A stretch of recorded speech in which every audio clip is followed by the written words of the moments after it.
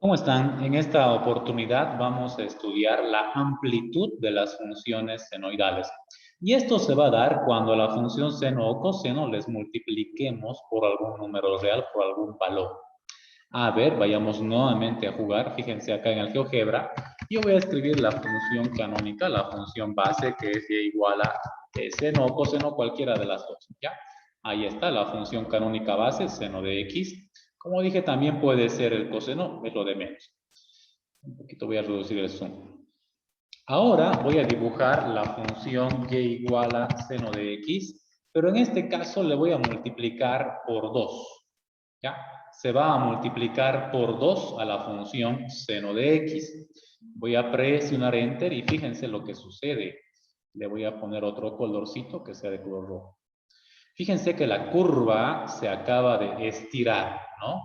La curva sufre un estiramiento en sentido vertical. Es como si de arriba y de abajo la curva se haya estirado. Y bueno, fíjense que si grafico y igual a seno de x, pero esta vez la multiplico por 4 a la función, ahí la tienen. Voy a llevarlo un poquito más arriba para que se vea mejor. Es esta curva que ahorita la voy a pintar de un color verde, digamos. Ahí está. Entonces, ¿qué está pasando con la curva? Al multiplicarle por un valor, la curva sufre un estiramiento. Bueno, más concretamente diríamos, la curva sufre una variación de su amplitud. Es como que la curva se está estirando, la estamos jalando de arriba y de abajo. ¿Ya? Fíjense entonces, ahí está, ¿no? Voy a borrar estas curvas. ¿Y qué tal si ahora, en vez de multiplicarle por 2 a la función seno, le multiplico por menos 2?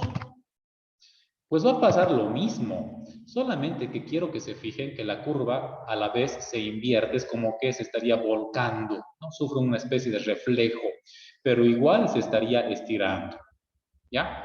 Y finalmente, si esta función seno de x de repente la multiplico por 3.5, no necesariamente por un número entero, un número natural, pues lo mismo, el estiramiento es de 3,5 también, ¿ya? Entonces nos vamos a quedar con algunas, por ejemplo, estas, me voy a quedar con esta que la estamos multiplicando por 2 al seno de x, y esta otra que le estamos multiplicando por 4, para poder, bueno, anotar en la pizarrita, estamos trabajando nuestras conclusiones y podamos así posteriormente identificar qué va a pasar con el dominio, rango y periodo, bueno, todo lo que estamos estudiando. Nos vamos acá. Ahí tienen, un poquito más pequeñito para que podamos tener ahí en la gráfica. Entonces, fíjense aquí, la función base es la de azul, ¿no? La función, en este caso, seno de x. La función de rojito, la curva de rojo, es y igual a seno de x por 2, ¿no? Se está multiplicando por 2 a la función. Y la de verde es y igual a 4 por seno de x. Entonces, claramente podemos ver acá nosotros, vamos a decir acá conclusiones, pues primero que el dominio se mantiene, no cambia. Fíjense que el dominio de estas transformaciones de la curva se sigue manteniendo, ¿no? Desde menos infinito hasta más infinito, ¿ya? Entonces, acá vamos a decir, en este caso, el dominio no cambia. La curva, cuando le multiplicamos por algún valor, claro que sufre una, vamos a decir, deformación, pero no cambia su dominio. Entonces, acá voy a anotar, es invariante. El dominio no cambia. Lo que sí va a cambiar es el rango, ¿no?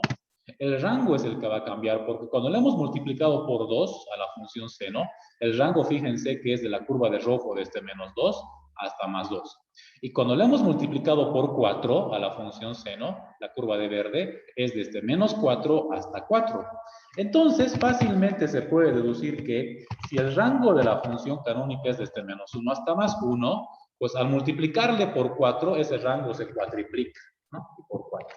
Al multiplicarle por 2, ese rango se duplica, ¿ya? Y al multiplicarle por algún valor en A, pues ese rango también va a sufrir una variación. Entonces, ahí está el nuevo rango que se genera cuando multiplicamos por algún valor a la función.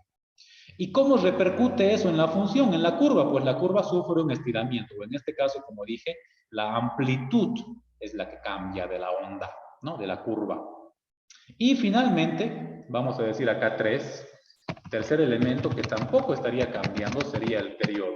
Fíjense de la curva de azul, que es la función base, la curva de rojo y la curva de verde, todas tienen el mismo periodo. Empiezan en 0 y terminan en 2pi. Se sigue manteniendo la misma forma, solamente que de algunas es más estirada y otras es un poco contraída, pero se sigue manteniendo el periodo que es 2pi. Entonces, el periodo también es invariante. Vamos a decir que es invariante. Lo único que va a cambiar, entonces, va a ser el rango. Y bueno, acá vamos a ver un pequeño ejemplito de cómo vamos a aplicar nosotros ahora este conocimiento. Supongamos que yo tengo acá la función y igual a menos 5 coseno de x. Entonces, sin necesidad de hacer ninguna gráfica, aquí vamos a decir, el dominio de esta curva se mantiene invariante, no cambia. El dominio va a ser desde menos infinito, vamos a anotarlo, hasta más infinito. Ahí está, ¿no? El dominio no cambia, es decir que esta curva, y igual a menos 5 por coseno de x, va a empezar en menos infinito al lado izquierdo y va a terminar en más infinito. Lo que sí va a cambiar, aquí vamos a decir 2 es el rango, porque el rango de la función base, vamos a poner esto, es desde menos 1 hasta más 1. Pero al multiplicarle por menos 5, ese signo menos solamente nos dice que la curva se invierte, ¿no? Pero al multiplicarle por ese 5, la curva se está estirando 5 veces. Entonces, el nuevo rango, independientemente del signo que tenga, va a ser desde menos 5 hasta más 5. Porque la curva está sufriendo una variación de su amplitud, se está estirando, ¿ya? Y tercera característica de esta curva, pues el periodo. Como vimos hace rato, el periodo no cambia, el periodo se mantiene en 2pi radianes. De esta forma, entonces, sin hacer ninguna gráfica, vamos a poder nosotros establecer el dominio, rango y periodo de una función con estas características, que lo que hace es ocasionar una variación a la amplitud de la curva.